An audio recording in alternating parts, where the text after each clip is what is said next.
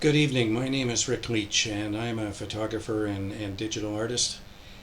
My wife and I live in a small community named Black Creek on Vancouver Island on the beautiful west coast of British Columbia in Canada. Welcome to my digital darkroom.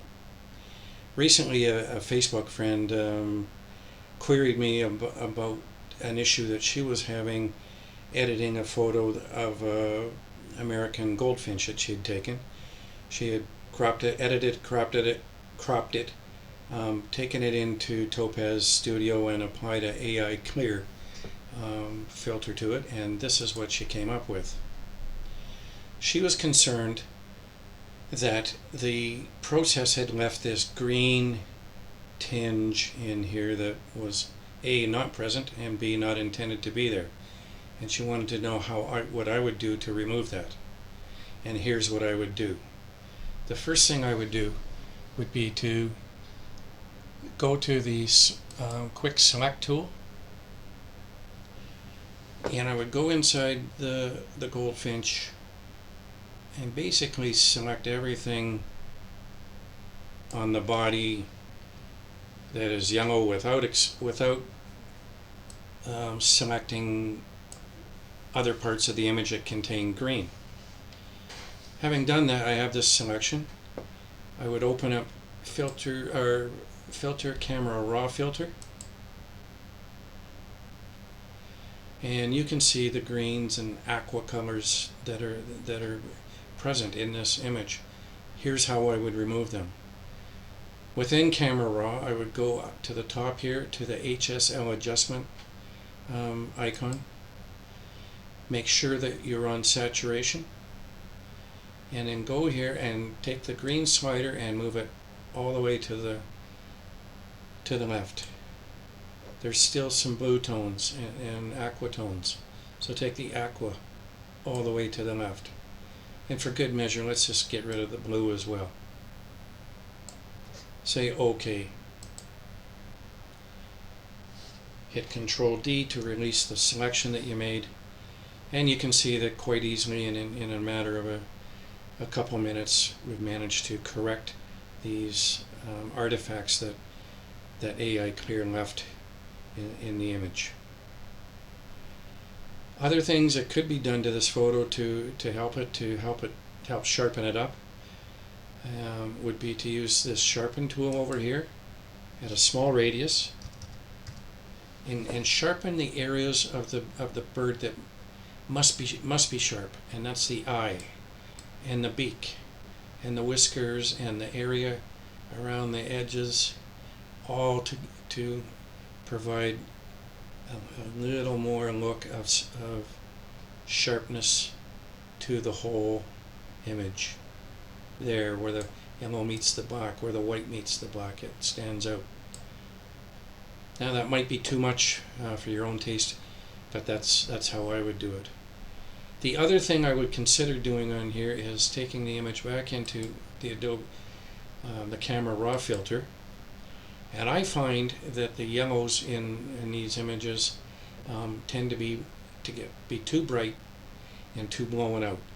You can reduce the blowout somewhat by using the highlight slider, moving it to the left, and you can see details starting to show up that wasn't there previously.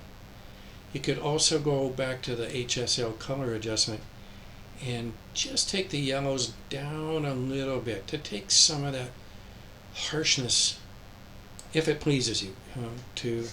It pleases my eye, but others may want that very bright yellow. I would hit OK, and that to me would be the extent that I could recover this particular, fix the initial image and add a little bit more pop to it. Now I'm going to go into one of my own images and show you the process that I use for developing my bird photos. First of all, this is the raw image opened up at full size on the screen. It needs, in my opinion, to be cropped. So we go to the crop tool, which presents handles, which we can now drag in,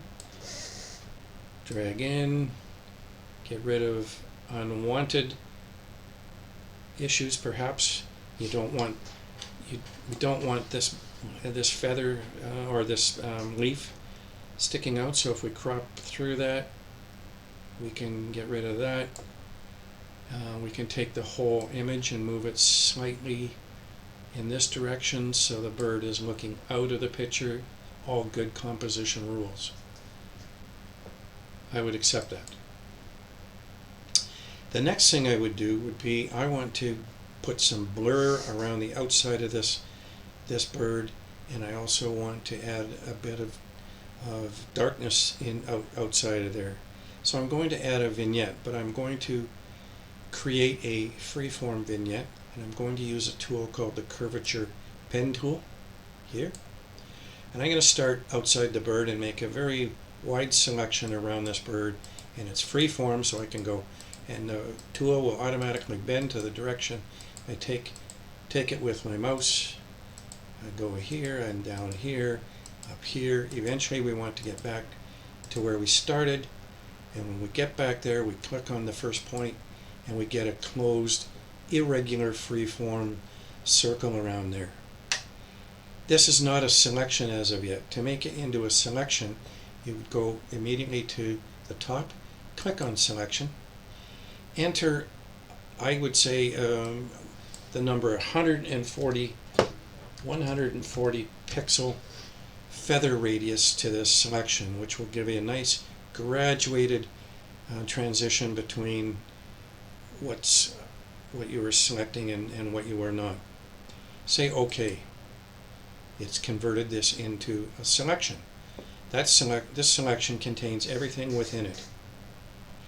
I want to edit the outside of that, so I'm going to select the inverse of that, and now we see marching ants around the outside, we see marching ants on the inside, and when we do our changes in here, it will only work to this area between the lines. The first thing I wish to do is to create, to blur these areas out here. So I'm going to go to Filter, Blur, and I'm going to select a Gaussian blur. And you can play with this. I mean, if you go all the way out here, it gets silly looking almost, but that's your taste. I prefer something around the 18 to 20 range. That looks good at 19.4 pixels. And you can see what it's done is it's blurred this area, beginning to blur the area inside based on the 140 pixel feather that we applied to that selection. I find this gives it a nice degree of depth and dimension to this photo. The next thing I would do would be to add, I want to darken that outside, so I'm going to go back into a camera raw filter, and very slightly I'm going to drop the exposure down to create a vignetted look only within that outside selected area. Not much. Don't get heavy-handed with it. And you can see it's darkened this down a bit, adding, in my opinion, more depth and perception. That works fine for me. I like the composition, I like the added darkness, I like the blurring. So I'm going to release the selection by hitting Control D. Now to finish this photo, I'm going to send it into Topaz Studio 2. So I go to Filter, down here to Topaz Studio 2, Topaz Studio 2. This will export the photo out to Studio 2, and I don't leave it there.